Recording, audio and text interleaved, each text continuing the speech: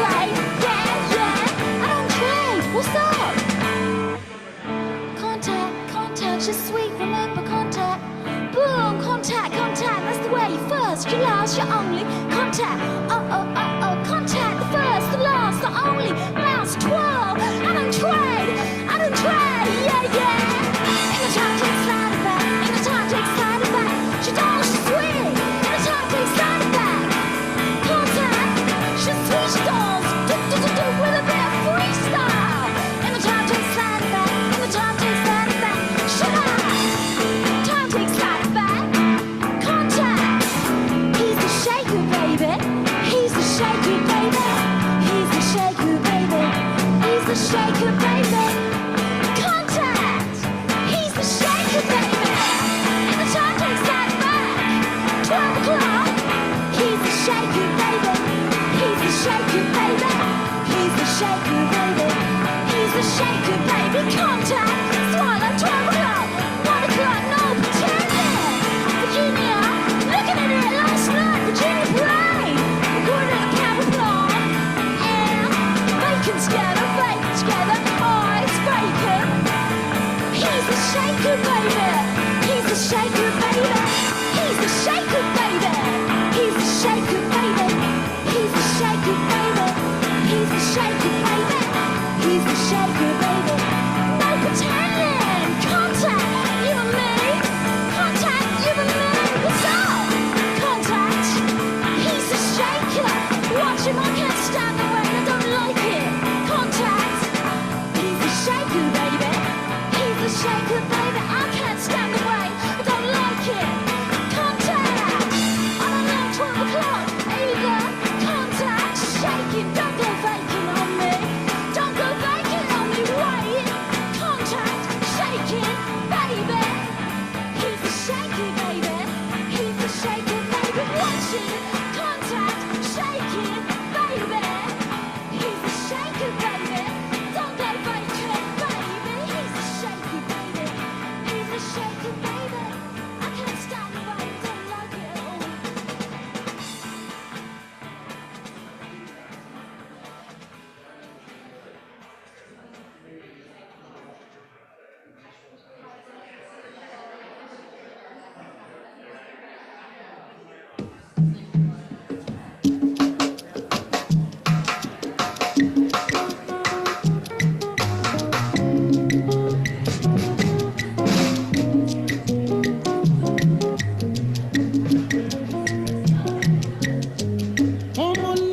Happy survival, happy survival. Woman, them happy survival. I done them happy survival.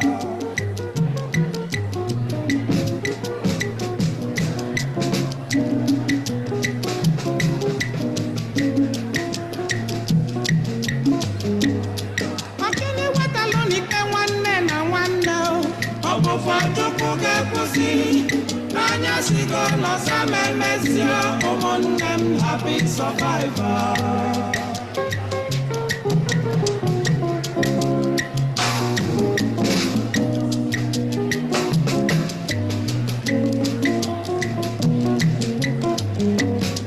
Akili watalụ n'okwu nwanne na nwanne ọ bụkwa Chukwu ga-ekwusi anya sigo n'ọsa memezio ụmụnne m happy survivor.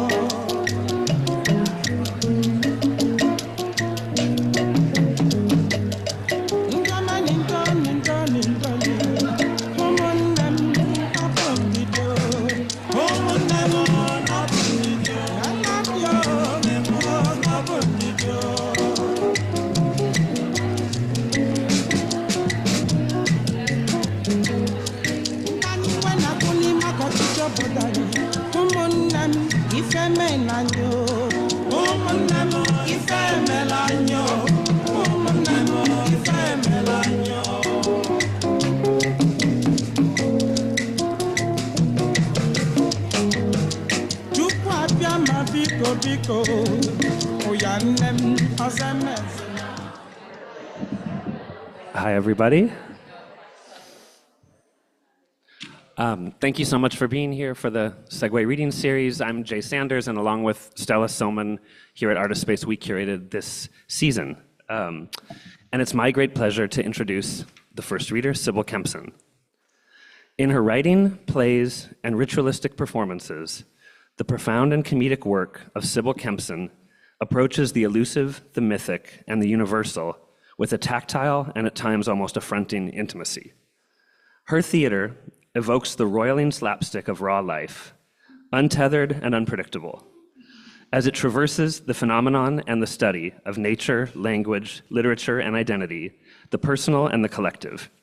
Indeed, much of her wildly inventive work is rooted in processes of collaboration, further infusing its sense of exasperating discovery and communion. Kempson's trio of vegetable plays, Spargel Time, Potatoes of August, and Ich Kürbisgeist, produced by Big Dance Theater, exemplify her fascination with the natural world as a beacon of human interiority.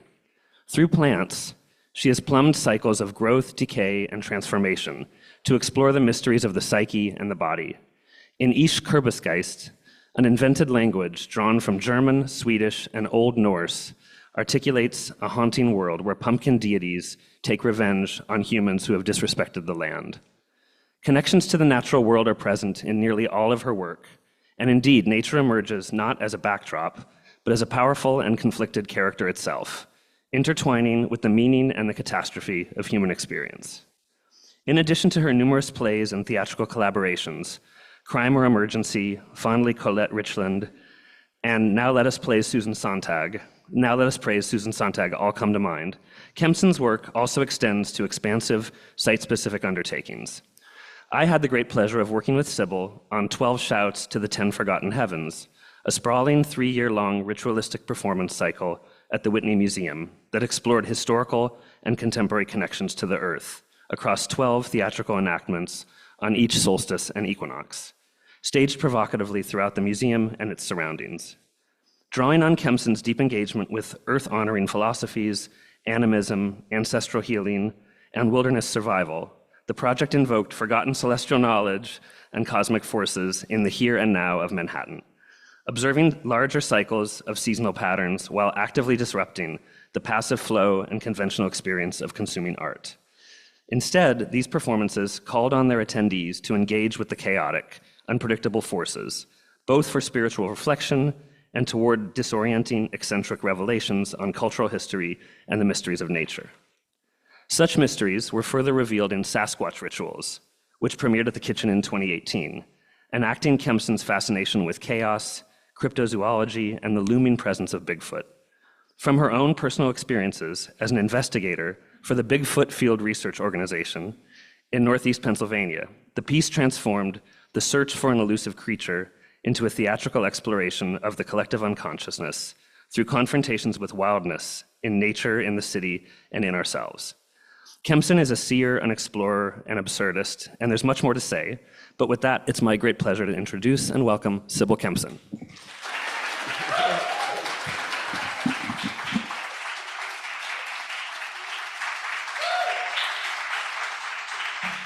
Thank you so much, Jay. That was so nice. I want a copy of it maybe for my mom.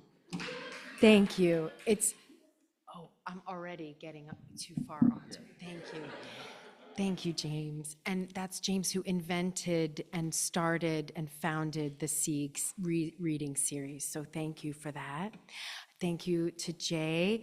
Thank you to Annie, whose idea it was to have me here. I really appreciate it. It means a lot to me. And thank you also to Stella and Viva and everyone who is facilitating this reading. It means a lot to me. I'm just going to set up my timer so that I can keep an eye on the time. So I'm going to read from, I was going to read something new, but I don't really know what I'm doing with writing right now. I'm going through a lot of changes.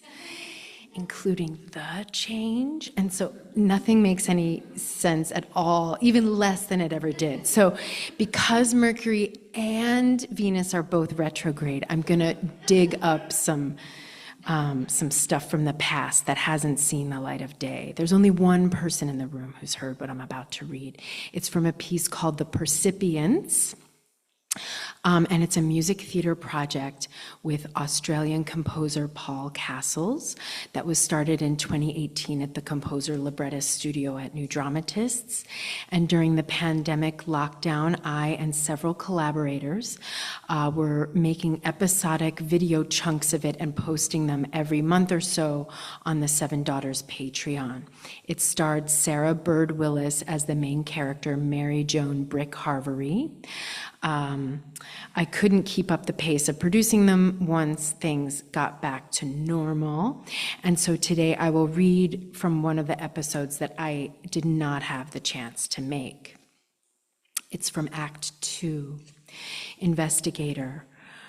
So that's the first part of being an official investigator. The other part is contacting and then interviewing witnesses to see if they're lying and to collect evidence.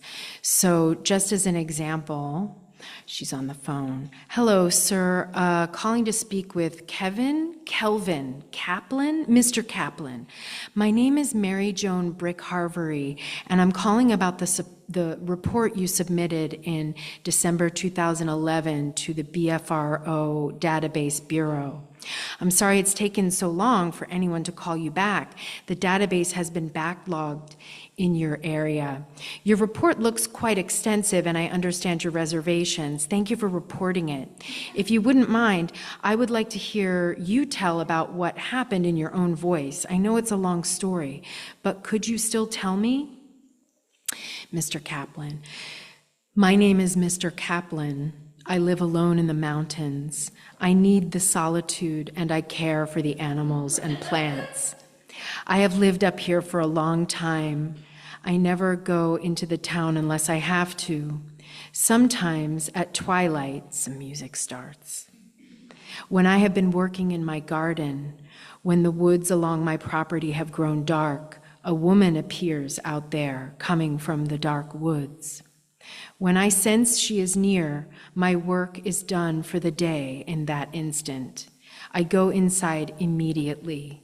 She is a beautiful, hairy woman. She is covered in long, matted hair. She takes cucumbers every night from the garden when night is falling. I watch her until it is too dark to see her. She is very large, and I am afraid to approach her. Sometimes I play a wooden flute for her, but only from inside the house. When she returns to the woods in the darkness, I follow her with my mind. The hairy woman hunts on all fours, faster than any other animal, and she catches whatever raccoon or deer she wants very easily. She eats them on the spot, ripping at the guts and flesh with astonishing and primal gusto. She rips open a turtle shell and consumes the innards of the turtle's body as if it were a bowl of spaghetti with meatballs eaten with hands and face, not twirled on a fork, but scooped out and devoured. She then crushes a songbird and puts it in Mr. Kaplan's mailbox. Mr. Kaplan walks out to check his mail and finds it there. Mr. Kaplan, I cannot always see her. She haunts the landscape that is inside me. She has been there for thousands of years. I cannot always see her. The large hairy woman, I live in the woods behind your property. I am always closer than you think. When you see me, you don't tell anyone, sometimes not even yourself. Your mind often keeps secrets from you, but it's for your own protection. Sometimes, when you are not too scared, your mind reveals me to you. You perceive me using your second attention. Your reality is only held together by a thin fabric of beliefs.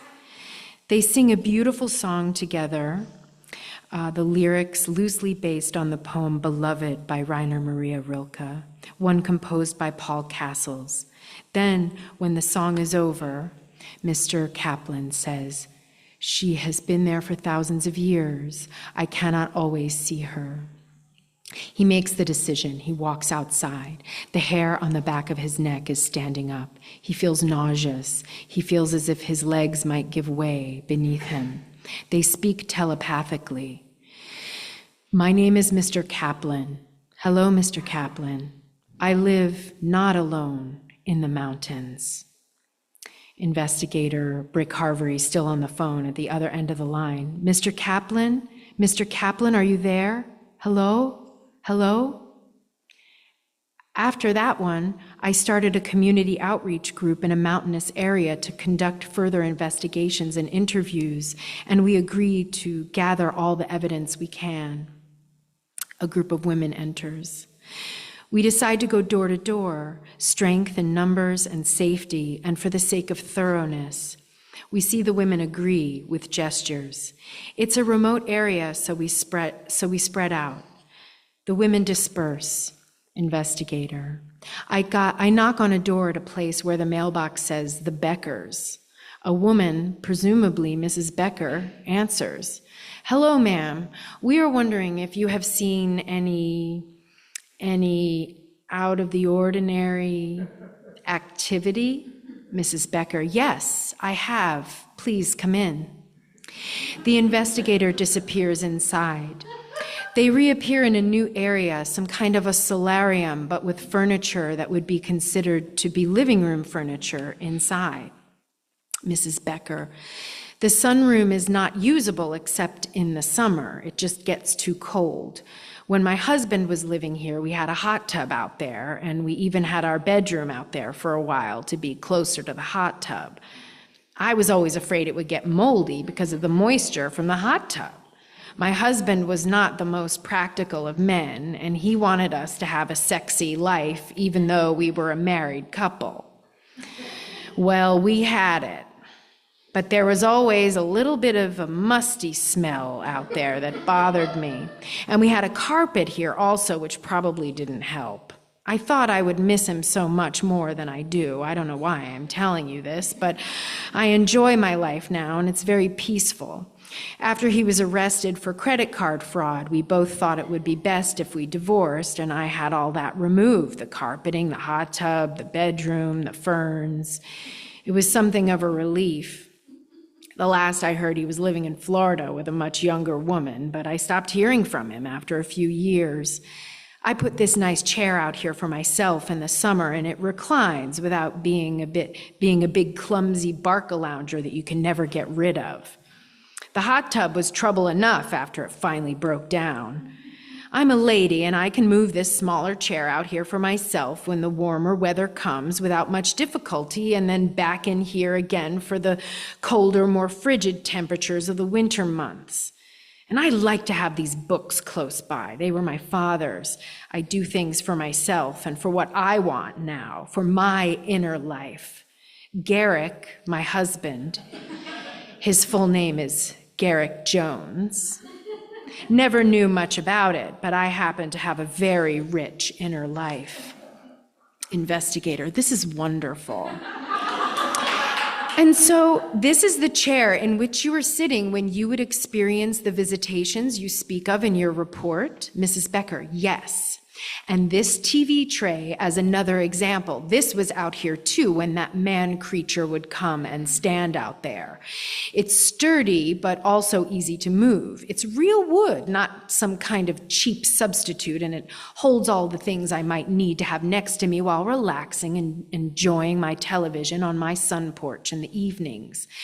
I keep the remote sitting on it where I can find it, and my coffee cups can sit there, my hand lotion where I can get to it easily, my different glasses, and any of my crossword puzzles if I want to work on those. And of course, I'd have a lamp out there in the summer. It is very pleasant the way I get it fixed up. I don't think I have any pictures. Oh, that's all right. I can well imagine it. And I would hear footsteps. Well, I would feel them.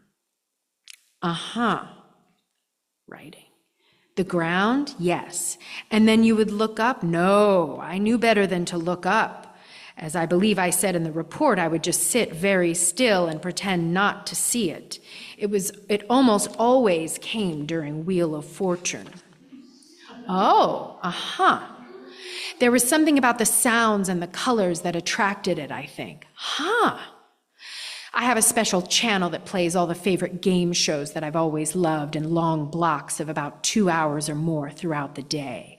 So that by the time Wheel of Fortune block of shows was over, it would be almost completely dark out. When the commercials come on, they're very loud, and they are always commercials designed to make older people feel nervous and scared or frightened, scared of crooks, diseases, accidents, of dying without leaving their spouse enough money to bury them properly, and on, and very loud, much louder than the programs themselves, and it gets on my nerves. So I always reach for my remote at that point, which I keep on the TV table next to me, as I mentioned. And that's when I could subtly check to see if it was still standing out there or not, or if it had left. Until dark, but by then I was ready to go and get ready for bed. And did anything else ever happen after it would become dark? Any other noises or occurrences? Yes, well, there was a pounding sometimes on the side of my home, on the outside walls late at night. Oh, yes. And sometimes a crashing outside in the trees. I had brought my figurines collection back out from storage sometime before, not long after my husband had been gone, and was sitting enjoying them.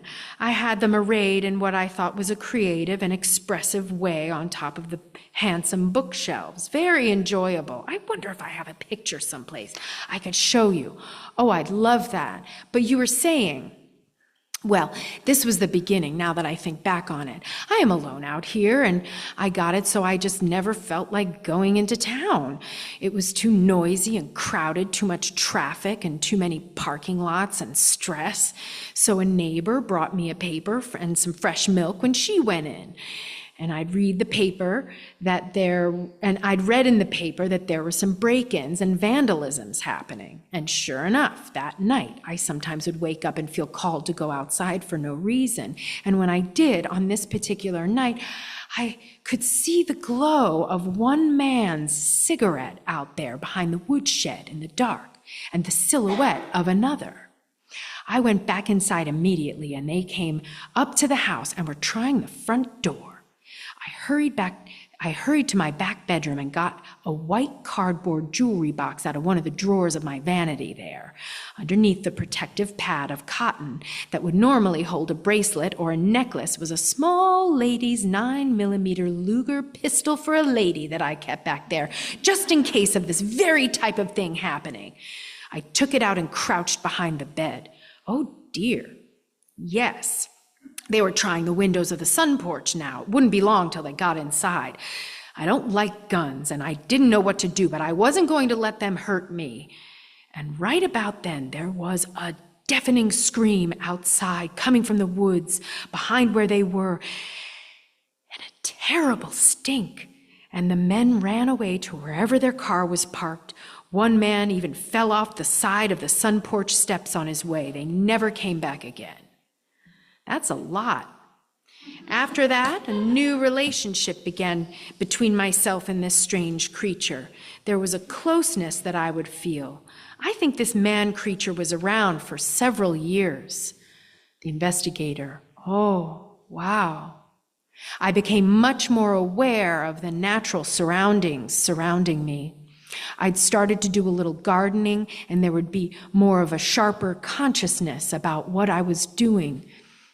I would get strange flashes of insight and feelings I don't really know how to describe, but that there was a deeper meaning for each action I took in the soil and everything that happened with the plants in response. Yes. Even the rocks and stones that I would dig up, it seemed I could, it sounds strange to say it, but it seemed I could learn from them, as when I was a child, about what they were and what they thought about things too, what they wanted even. I've looked in the Bible, but it doesn't offer any clues about that kind of thing. But I began to experience the time just before the sun rises and just after it sets very differently. It brought forth these sorts of centers of emotion in my body when I would witness things in that light or respect or aspect, the shapes that I could pay attention to and get information from. And this seemed to be in connection.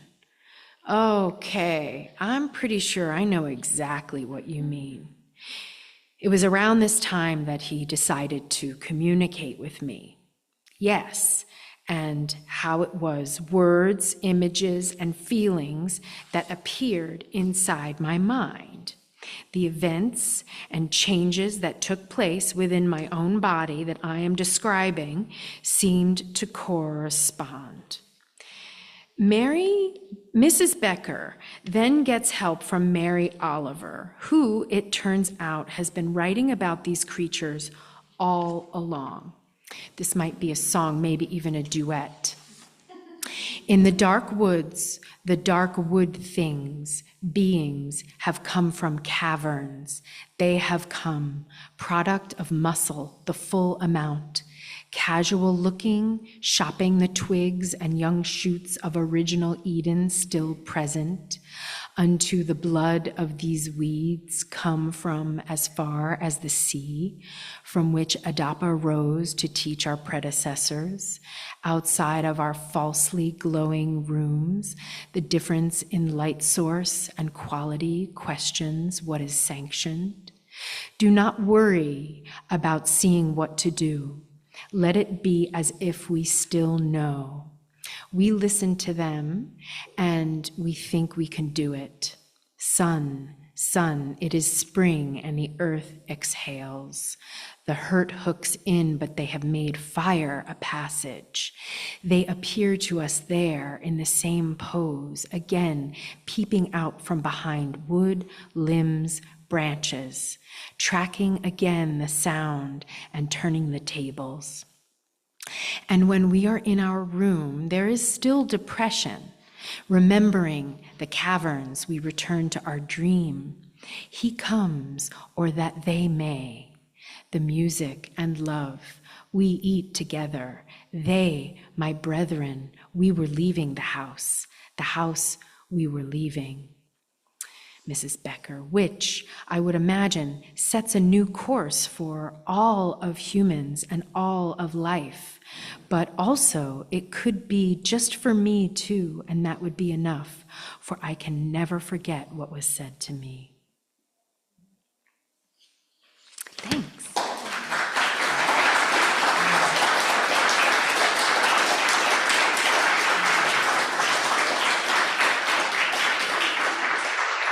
Thank you very much. I have a couple of minutes left, and I'd like to read a couple of paragraphs from a play, Fondly Colette Richland, which happened 10 years ago now. We only ever staged acts 1 and 2, so there's a forbidden third act, and I thought I would read a couple of paragraphs from it. I got my eye on the timer, so it won't take too long. Mabrel has gotten the transistor radio to work. It's just the tinny sound of the radio, not an event happening with lots of people singing in the room, but it's their old favorite program. Colette Richland. I'm Colette Richland, and you are on Animal Time Nature Waves. And now, your weekly word tapestry this week is my forgotten power I left behind and then failed to reclaim when I had the chance. Well, so you're back now. I guess things didn't go as well as they were expected to go. Not nearly as well as we all, the entirety of humanity, desperately needed them to go. You weren't able to make a conscious transformation at that crucial moment, and so an unconscious one was foisted upon you and onto all of us. And as a result, the practicable world you knew and shared, neighbors and townspeople, civic and municipal, is under total disintegration. It's time to say goodbye to everything man has made. Can openers and telephones and telegrams and telegraphs, all torn down. We must say goodbye to valet parking, millinery, lawnmowers, postal service, and cut crystal. Only try not to be too hard on yourself. The best you can do is the best you can do. And anyway, it's never too late. So maybe some other time. She sings. In the night of matter, dark flowers are blooming. When Dora has entered, it should be mentioned she is, was, and has been loaded with dreary-looking old gimbals and Bamberger's shopping bags from a long time ago, and is looking a bit sooty. Since no one moved to help her, she has flumped them down just past the threshold from whence she entered. Colette Richland is singing still from the radio. An obscure vegetation, love's flaming flare, you can see growing, the flowers nobody ever knows. Winifred, well, this isn't turning out so well, and now you're referring to Dora here. Colette Richland singing still from the radio. Their downy fur, their own language. Dora is not looking at Winifred. Oh, I didn't realize it was already time for Winifred again. Colette Richland, in the heart of the matter. Winifred, the tide waits for no man, or woman certainly. Colette Richland singing still from the radio. Let's get to the heart of the matter, the secret formulaics of their scent.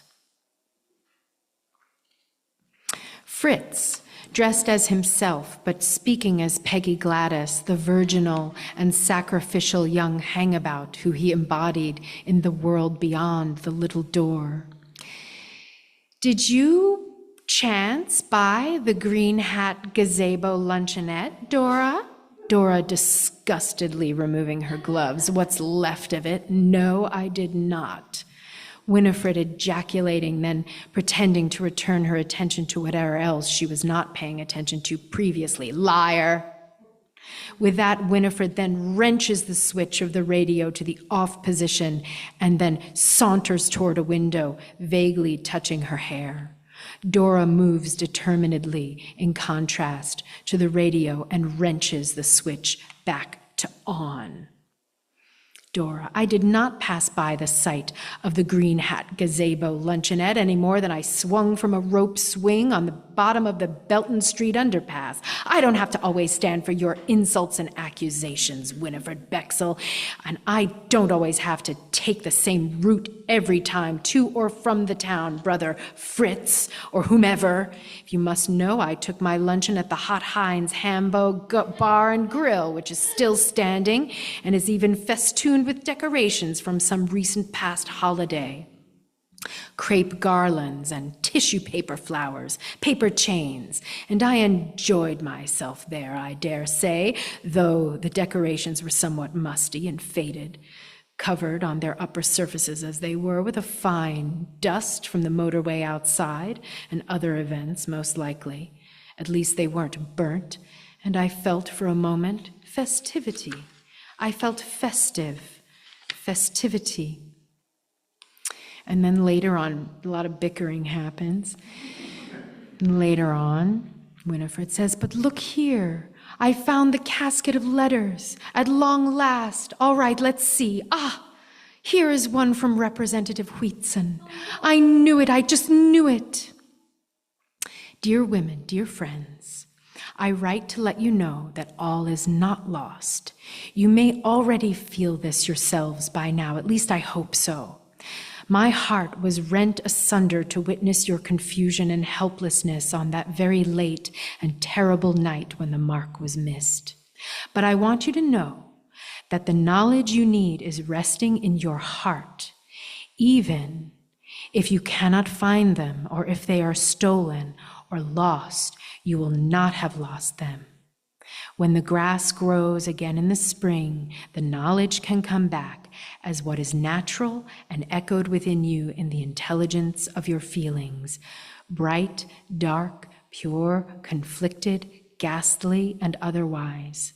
The library at Alexandria was burned down, but everything written there is also written inside of you. Yours in word and deed, Representative Wheatson. Thank you. Thanks, William.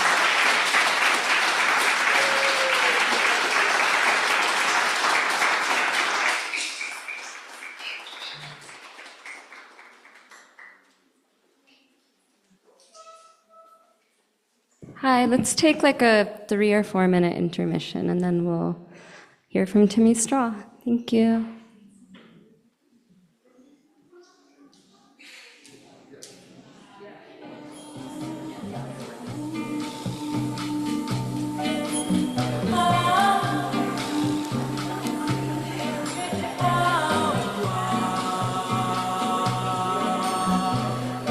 Birds sing out of tune, songs with no refrain, mist in purple trees,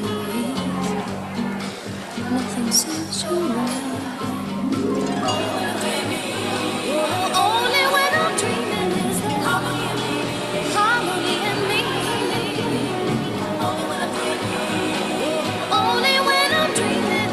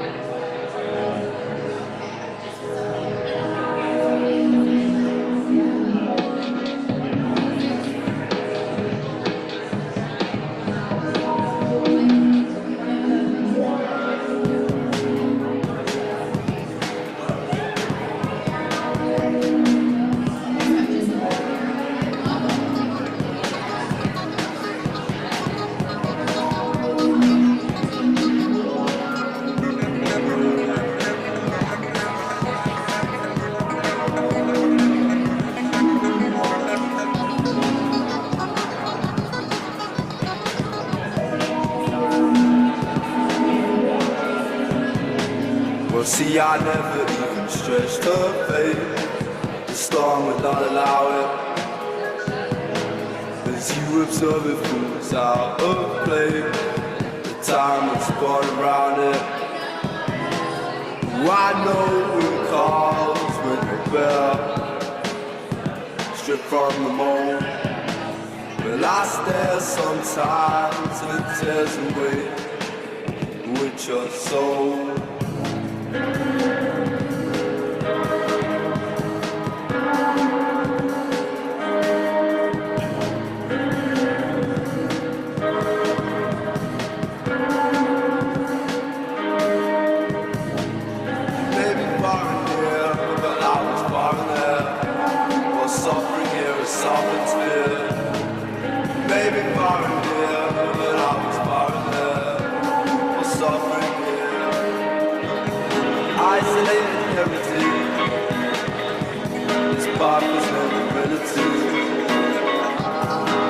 The way you bend away, exhibiting my pride.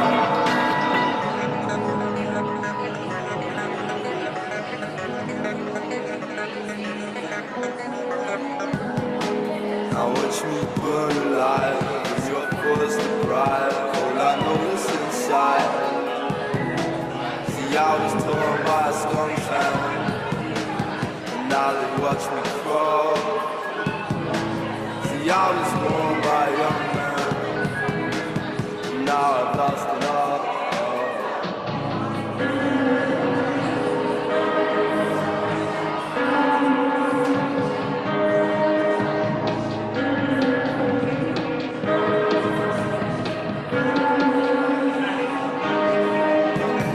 Isolated everything, sparkles no community.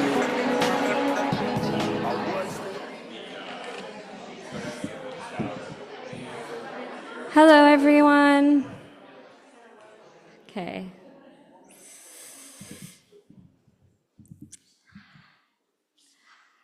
I am especially excited to introduce Timmy Straw, who I'm actually reconnecting with today after 10 years. I first met Timmy at Reed College, where we were both non-traditional students, meaning we had taken our time to get there, and it was only through a meandering, fortuitous, but also resolute route that we arrived. Because of our shared special status, I immediately felt a connection to them, in particular to their soulful and wise presence that only comes with the wear of lived experience. In Portland, I remember seeing them read maybe once or twice, and was not surprised that their poetry also exuded a deep and bright vitality. It was equally fortuitous then when Jay discovered they now live in New York City, and so it made perfect sense to invite them to read here at Segue. And in preparation for this reading, I have had the pleasure of catching up on what Timmy has produced since that time. In their first collection of poetry, the Thomas Salto, published in 2023, Timmy arranges found and new language into a near seamlessly arced progression of poems that you can glean in a single sitting. As a child of the 1980s, the disastrous legacy of Reagan's austerity politics clearly affected Timmy's psyche, so much so that his figure remains a specter that haunts the book. In fact, they tell us at its start that 4 poems are reconstructions of his speeches, written between 82 and 87, a period which falls at a particularly imprinting stage of the author's psychic development. In these poems, which are scattered throughout the selection, Reagan's speech is received and transformed into beautiful, even hopeful poems, even while at their heart they contain a darkness, as poems often do, infused with the relics of late Cold War strategy and the stripping away of social public systems of support. Despite the invasion of another's thoughts throughout the collection, the poem remains very personal, at times autobiographical, intimately communicating the manner in which Their own sensory system has processed a barrage of historical, social, and psychological matter as it contacts, enters, and exits the body. Outside of this collection, their work has appeared in Harper's Magazine, the Paris Review, Annulette, and the Yale Review. In a number of published interviews, Timmy demonstrates a uniquely eloquent handle on their own work. Providing a key into their process, Timmy writes, "Poems begin like migraines do, I think, and you get rid of them with similar rigor, albeit not with aspirin, quiet, and a dark room, but by writing them down until they go away, hopefully into their completedness, most often into their failure." I think this quotation perfectly encapsulates an extant feeling in Timmy's poetry. Words come near automatically, without their seeking, and are reflected upon internally. The rigor and intentionality of this reflection then triggers a spilling out of sequential language. Though Timmy deprecatingly notes failure or incompleteness as the most common result of their efforts, I think their output commands a rare and coherent lucidity that, if not fully grasping, always reaches towards wholeness. So without further ado, Timmy Straw.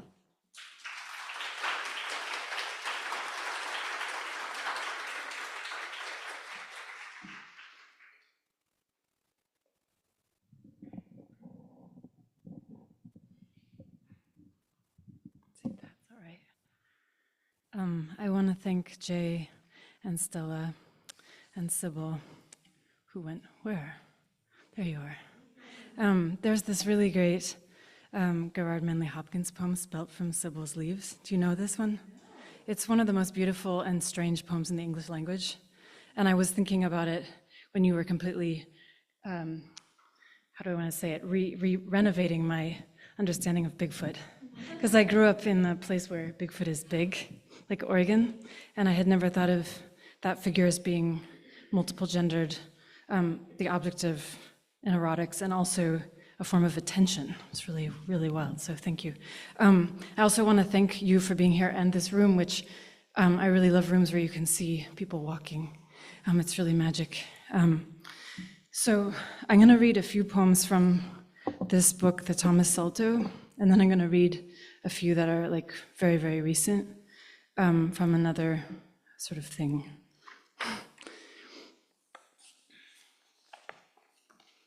And the figure of the Thomas Salto is a gymnastics move, for those of you who aren't just lockstep with sports technologies. And it's a particularly devastating and gorgeous move that is often, well, it's very dangerous, so it was outlawed by the Olympic Code of Points in the 90s, but I was drawn to it because as a figure for a lot of things politically and in terms of the poem, because it's about a turn, like a dangerous turn, but it's also about this particular gymnast, Yelena Mukhina, who, in trying to execute this move for the 1980 Olympics, breaks her neck, and so she contains in her body essentially the sort of geopolitics of that moment, and has to live it out long after those geopolitics have meaning.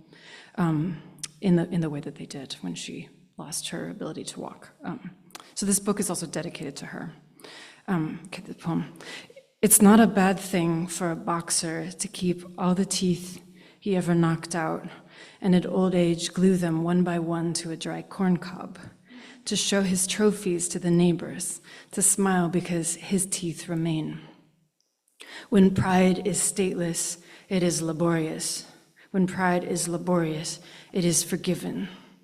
It's not a bad thing to die on the 7th day and perish on the 8th, to be buried on the 9th day and interred on the 10th.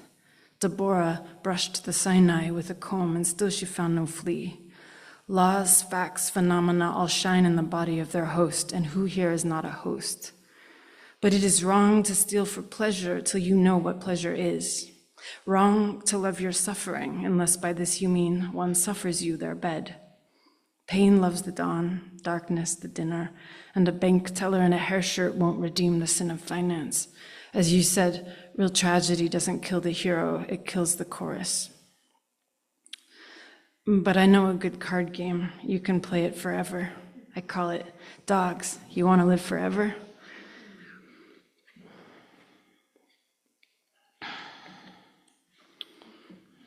I have this like perverse desire to always read a poem that I don't quite like, just to test and see if I like it better.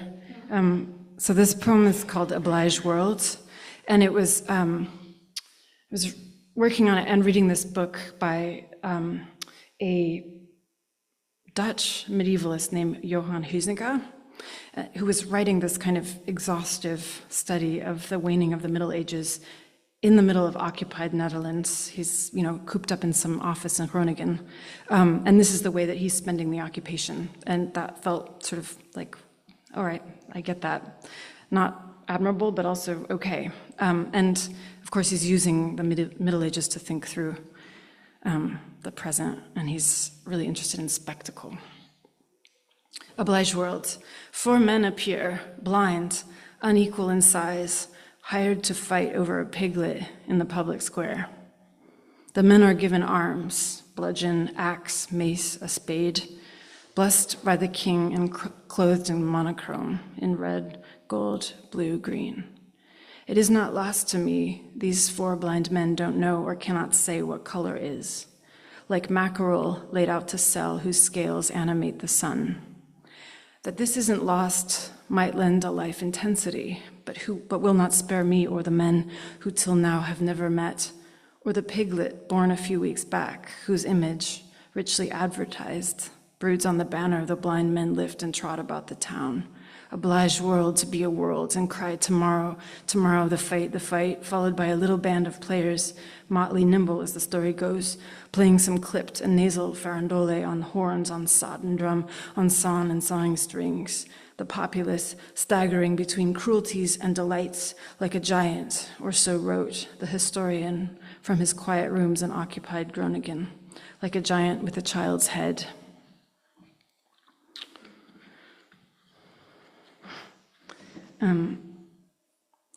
This is called Copernicus.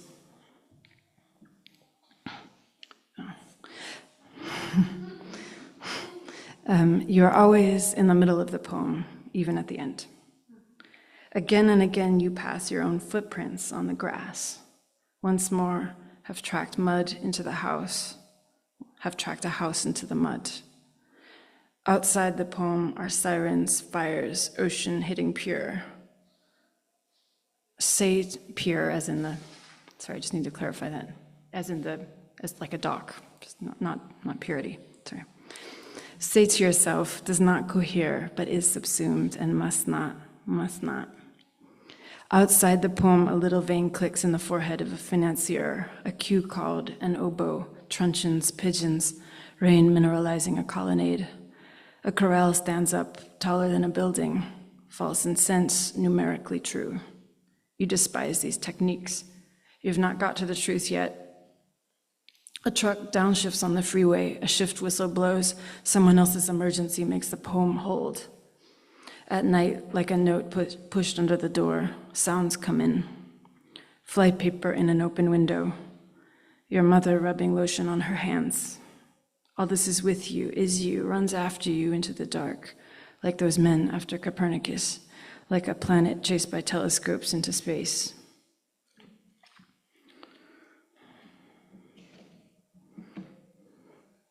And Günter, this is a very small poem that's kind of like it's really kind of like a mock turtleneck. It's just like no one wears it, but we all have one.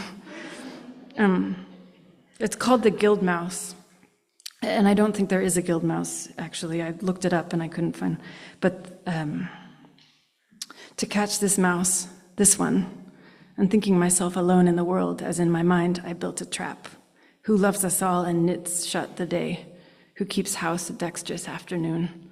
An endless dune one only leaves by sleepwalking. Okay, guess maybe one more from this one.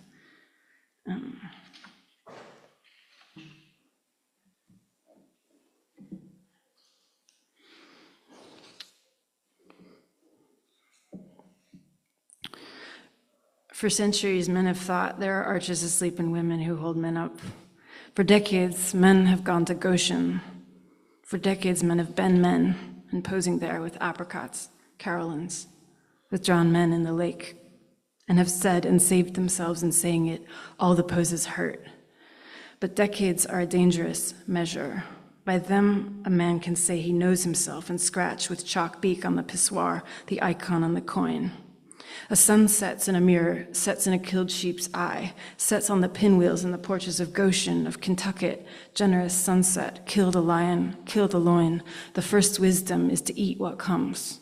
From this comes taste, and then the family line. Likewise, a man will strip copper for cash to pay rent on the little house, and he will set the house on fire. And similarly, a person will fold up in his semblance and live and touch another person from this position. And there are men asleep in men that are times measure, as man is times measure, as any wrong is still a motion of the truth. And all creation is alone in its weather, but not like my father is alone, drawing a door frame on the kitchen wall with a piece of chalk. Sketching there the handle, there the latch, saying in his doorman's voice, his hoarse, unhearing need, here I am, come in.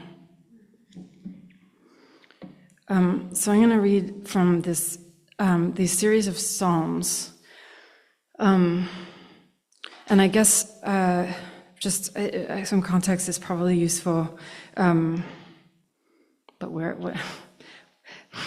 So I think a lot about enemies and address, like that, a lyric poem is interested in address and the problems of address. And I was having this phrase in my head that was like, the Lord has set a table for me in the presence of mine enemies. And I grew up in an evangelical church, and the Psalms were always considered to be this kind of like prefiguration of Christ. And I developed this very complicated relationship to David, who is in the Psalms, of course, this like sort of lyric magnetism. And then in 1st and 2nd Samuel, he's a monster. He commits war crimes, he commits rape, he sings about those things in ways that are imminently beguiling, and you hear them in the sanctuary, they're sanctified. So this is this person, that haunts, governmental structures, whatever. It's like, it's what's happening now. David is with us. He's a useful enemy to think and clarify, address. These are these weird kind of like unpleasant translations of Psalms that I've been kind of working on. So Psalm 30. A proof begins in its self-evidence. That I, for instance, warm myself on what I find, not am. That I, in interest, raised myself outside and drifted up, mercenary as a chime, and saw it all, the family dinner winking through the blinds, their faces in a steam of bread or casserole. I was not there. I drifted up and past the starry water wheel, the decade gleaming, bucketing, sloshing down and beautiful. I saw it all. Those years when stateless amazement overtook the West. A proof does fast in evidence that I, in boredom, wore myself outside and seesaw there, braced like a star. That I am to myself dingy or indistinct as others' effort is, and bear as sentiment their sentences. That across the warehouse cold or dawn's damp grass I make deliveries. I know the town and roads that way. That one day we might find together, you and I, loose in the hulk of copied things, a fish, original and freely moved. But if I care to diagnose, or diagnose because I cannot care, a proof will end when it's evident. A stranger and you took me in, I disembark, but cannot land.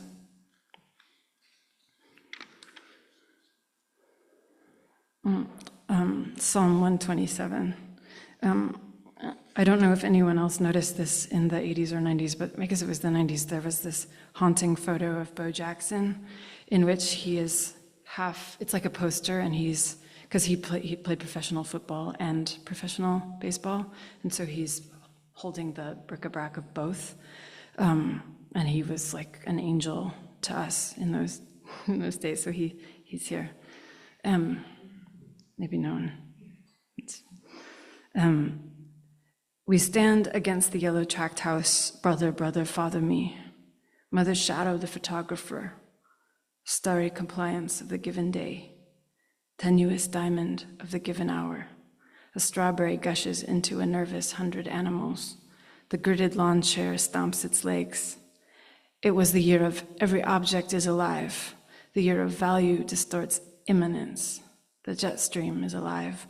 Bo Jackson is alive. The stealth bomber signs indulgences on the heart. And if we pose unhurt in the sawdust of a joke potato, and if our hands smooth endlessly the perpetual apparatus of the sea, the watchman waketh but in vain. And if unsexed at the center of the given self, at the center of the given wind, someone is saying, you come home now, now you come home.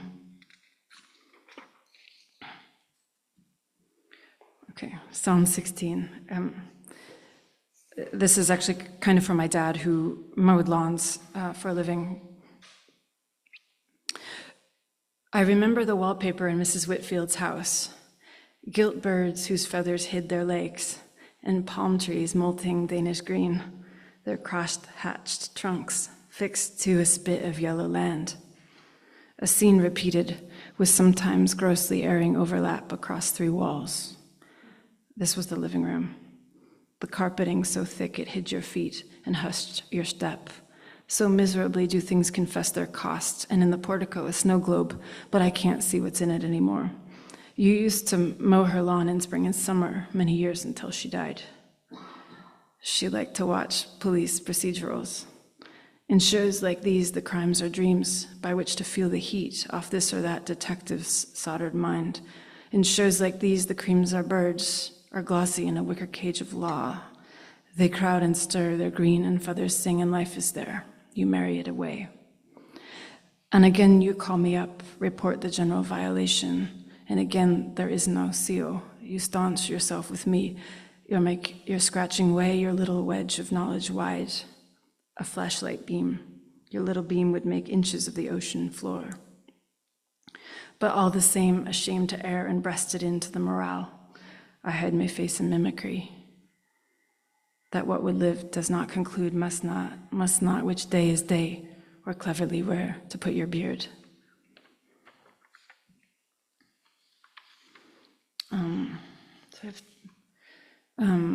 This is Psalm 3. You have kissed the wig, have stood between the window and its drapery, and looked out onto the street like a spy at his assassin, like an assassin at his woman, like a woman at herself. You have brought your lunch up here to the very offices of time. From that escrow dark patches fall. They have fallen on me also. Beneath the planks of the conceit, the ground is very far. That you have kissed the wig, have fused the starry principle, have stood the plinth of finance from which angels crowd and watch the air happening gradually to them. Your boyhood home will hang like Absalom on air in Edom, where the air stirs harmless in a sealess dune all the unpeopled months of principal time. The Saul sang, did sing Selah, and limping there, brackish to the very crotch and destitute. Drip, drip went the well. My hate has made me well, no person in between. I think one more. This is Psalm 121. I'm sure people are familiar with this, but I was really fascinated with this prohibition against representation that sort of undergirds the major religions, which produce enormous amounts of images of world being. From the prohibition against representation that binds the globe in images, from that blue sea, from which, like whips, my help will come, to mend me nameless to this rock, the world, that I may see you, my Lord, who once misfit the eye as mere prosperity, the glare that causes objects, who once set us in the deep, a password lock and mercenary, who once ranged in love out there, the farthest animal of our personhood. But now, The black-robed brokerage of air is sawed from under me, and now the gabled hospital I go is gated shut from me, clapped closed as like to babies mothers clap, all done, and auspices pruned back, snip, snip, to let day in more day into the day. And from the sunny bank accounts of upper air, and from the hot shade of the work site, the letters come in languages I did not care, as run with run does rhyme, and moon by night, so we have nowhere else to go.